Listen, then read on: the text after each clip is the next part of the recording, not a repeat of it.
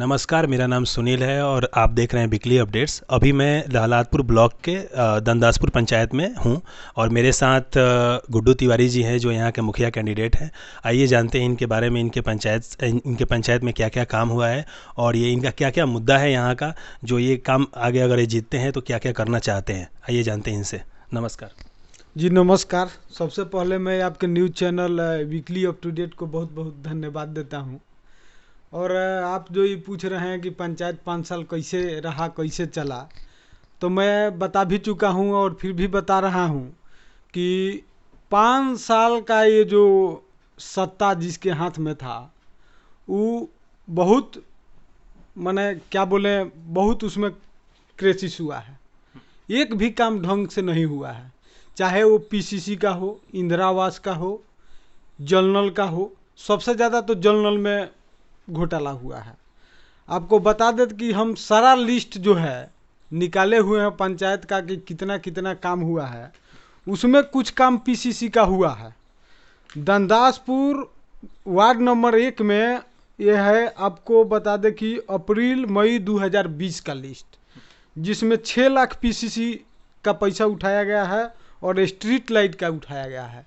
एक भी street light 1 number ward में नहीं लगा है, सबका सब घोटाला हुआ है। ये 2020 का मुद्दा है, 2020 का बता रहे हैं आपको। ये 2020 का मुद्दा है जो स्ट्रीट लाइट का बता रहे हैं, ठीक है।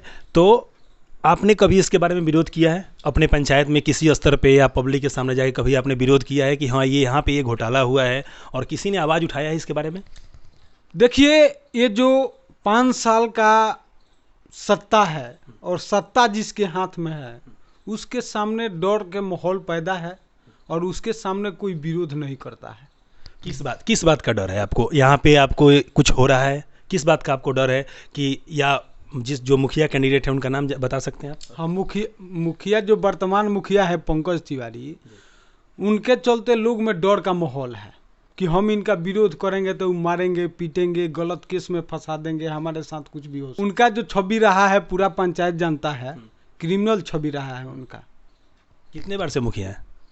एक बार, अभी 2016 से लेकर अभी तक मुखिया है।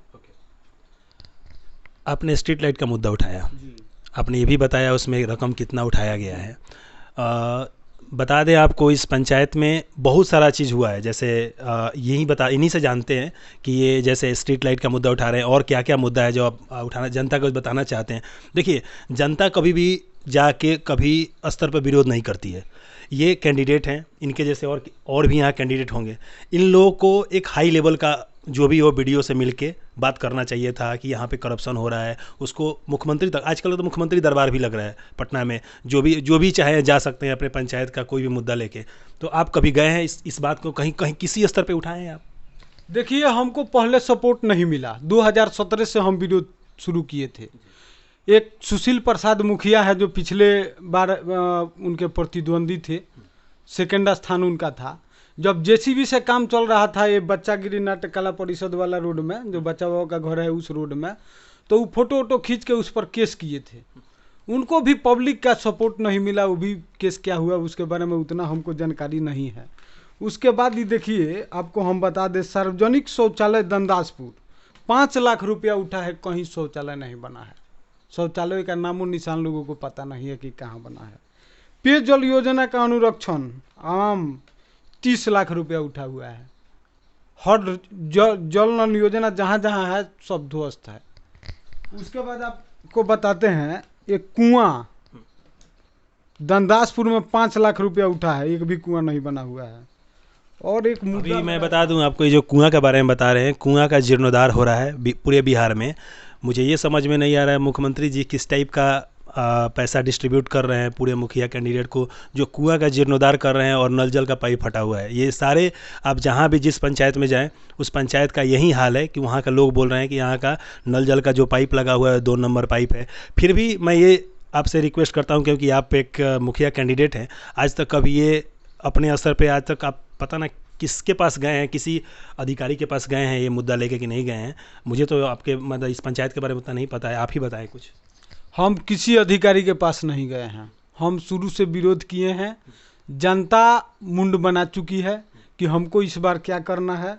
देखिए एक और मुद्दा छूट रहा था, ठोस अवशोषित प्रबंधक कचरा प्रबंधक, इसमें 10 लाख रुपया उठाया गया है। ये क्या है, थोड़ा अच्छे से बताइए, क्योंकि देखिए जनता को इतना डिटेल नहीं पता हुआ है, तो आप इसको थोड़ा शॉर्ट में बताइए कि है क्या है, ये किस चीज़ का मुद्दा है जो 10 लाख रुपया उठाए हुए हैं और किसके जेब में गया है पैसा वो।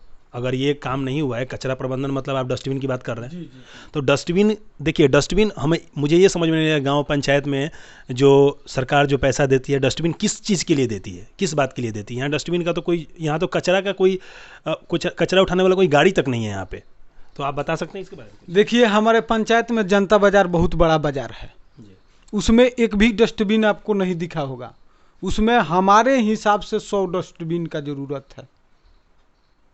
और ये जो 10 लाख रुपया दिया गया है, नाला नली कहीं भी सफाई आज तक कोई भी ब्लीचिंग पाउडर कोई पंचायत में नहीं छीटा गया।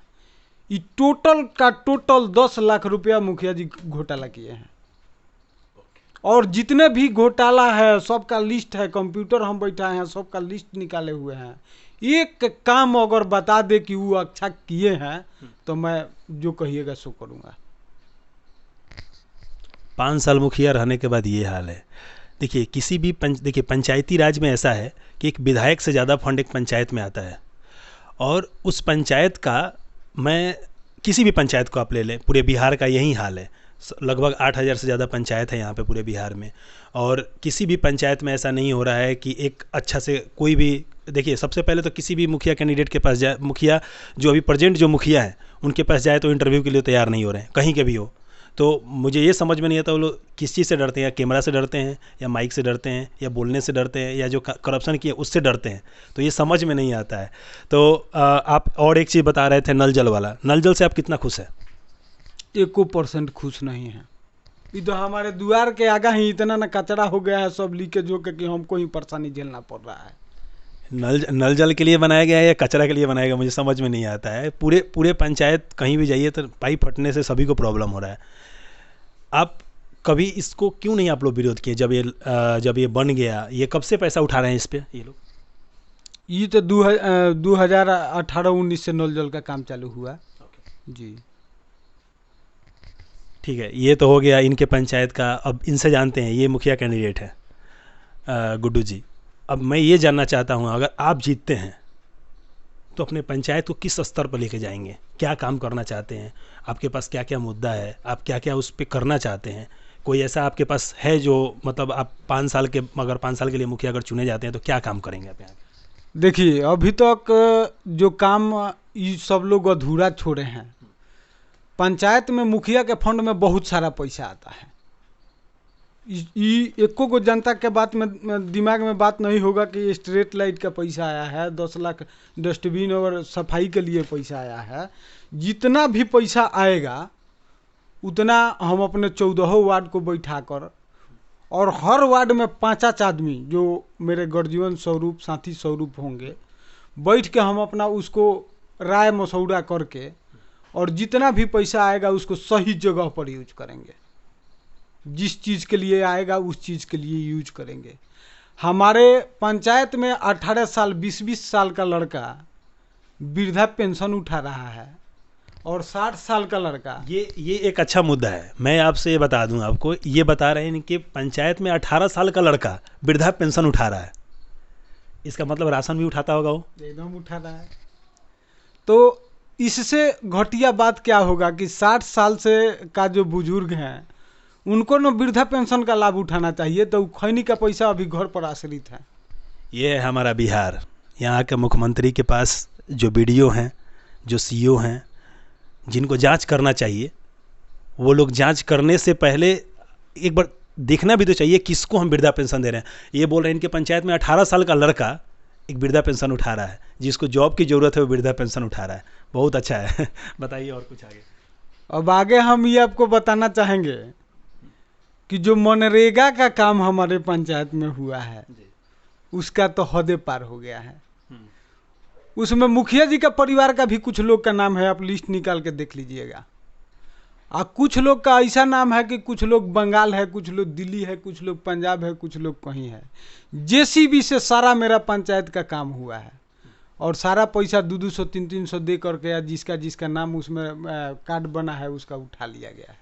इसमें बहुत बड़ा घोटाला हुआ है। ठीक है, घोटाला का तो बहुत लंबा फहरिस्त है जी, कितना बताएं आपको।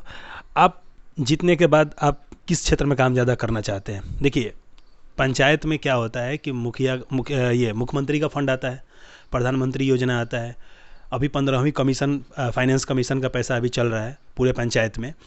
अभी इसके बाद जब ये जीतेंगे तो शायद 16वीं कमीशन लागू हो जाए। तो मैं उस तरफ तो नहीं जाना चाहता हूँ, क्योंकि बहुत सारे फंड आते हैं, उतना तो विधायक के पास भी नहीं आता है जितना एक मुखिया के पास आता है एक पंचायत के लिए। इतना फंड आने के बाद ये बोल रहे हैं कि पूरा फंड मैं सभी लोगों को बैठा के काम करूँगा। मैं ये जानना चाहता हूँ, इसके अलावा आप क्या करेंगे? आप किसी ऐसा क्षेत्र के नाम बताएं जिसमें आप काम करना चाहते हैं। देखिए, सबसे पहले हम शिक्षा के क्षेत्र में काम करेंगे, स्वच्छता के क्षेत्र में काम करेंगे और खेल के क्षेत्र में काम करेंगे, ताकि हमारे पंचायत के लड़का जो खेल प्रेमी है वो बढ़िया से खेले और देश लेवल पर पहुँचे। और शिक्षा के क्षेत्र में काम करेंगे, क्योंकि जब हम स्कूल के तरफ जाते हैं तो शिक्षा का तो बातें हटा दीजिए, बढ़िया सफाई का भी व्यवस्था नहीं है इस 5 साल में। पहले होता था, मुखिया जी लोग घूम के मास्टर साहब स्कूल सब निरीक्षण करते थे। हमारे मुखिया जी 5 साल में एको बार निकल कर निरीक्षण नहीं किए होंगे कि हमारे पंचायत का लोग कैसा है, स्कूल कैसा है। अरे स्कूल का तो बात हटा दीजिए, पंचायत भवन सुरक्षित उनसे नहीं चला है। पंचायत भवन में चोरी हो गया था, मुखिया जी का कुर्सी लेटरिन में बिगा हुआ था। ये सब आप घूमिएगा तो आपको पता चलेगा। टोटल व्यवस्था चरमरा गया है इस 5 साल में, उसको सबसे पहले हम सुधारेंगे। बहुत बहुत धन्यवाद गुरुजी। आप एजुकेशन के क्षेत्र में बात कर रहे थे, अभी एजुकेशन के क्षेत्र में आप क्या कीजिएगा?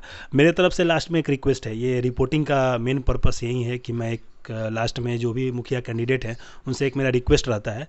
रिक्वेस्ट ये है कि अगर आप जीतने के बाद यहाँ पे अगर जीत जाते हैं आप, तो क्या एक लाइब्रेरी बना सकते हैं क्या यहाँ के बच्चों के लिए, अपने पंचायत भवन पे या किसी भी सरकारी ज़मीन में या कहीं भी जहाँ पे आपको सुविधा लगे, अपने पूरे पंचायत के लिए एक लाइब्रेरी बनवा सकते हैं क्या?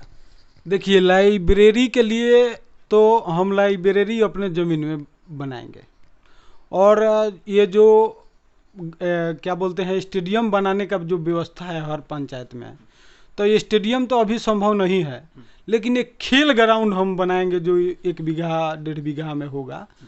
तो उसके लिए हम दिमाग लगाए हैं कि एक खेल ग्राउंड बनाएंगे जिसमें अपने पंचायत के सब खिलाड़ियों को प्रशिक्षण देने का व्यवस्था हम उसमें कराएंगे।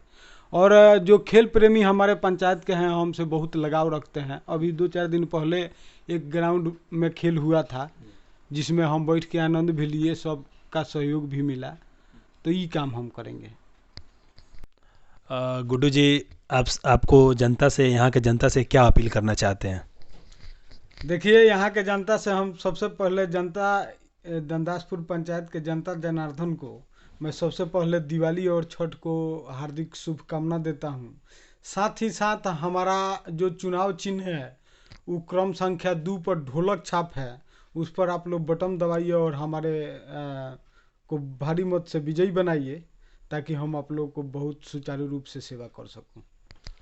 बहुत बहुत धन्यवाद। आप देख रहे हैं वीकली अपडेट्स। मेरा नाम सुनील है। Please like and subscribe my channel. Thank you.